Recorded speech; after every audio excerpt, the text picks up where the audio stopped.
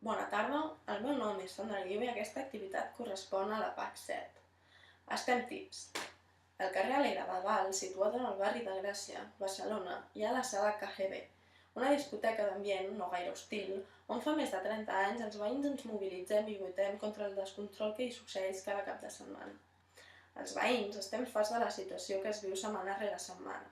Ens queixem del soroll que s'hi produeix al carrer i de la música que arriba a les nostres cases. També hem denunciat el consum d'alcohol i tot tipus d'estupefaents al carrer, així com els aldarulls i la violència verbal i física.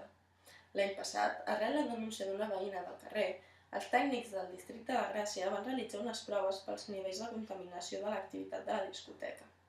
L'informe acústic, realitzat a 3 cases diferents del carrer, ens va donar la raó, ja que es va posar en evidència que el local superava els límits de soroll establerts per al medi ambient.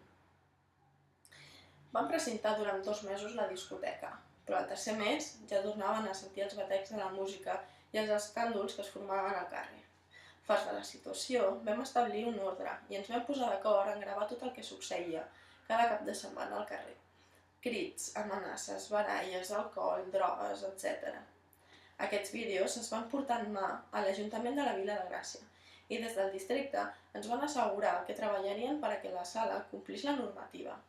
Es va ampliar la dotació de la Guàrdia Urbana a la zona durant la matinada i el consistori va fer de mitjancer per fer un canvi en la programació del local. D'altra banda, la direcció del KGB també responia dient que hi estaven treballant. Quan arribarem a una solució? Fa 5 mesos que ens ho van dir i encara seguim igual, exactament com el primer dia.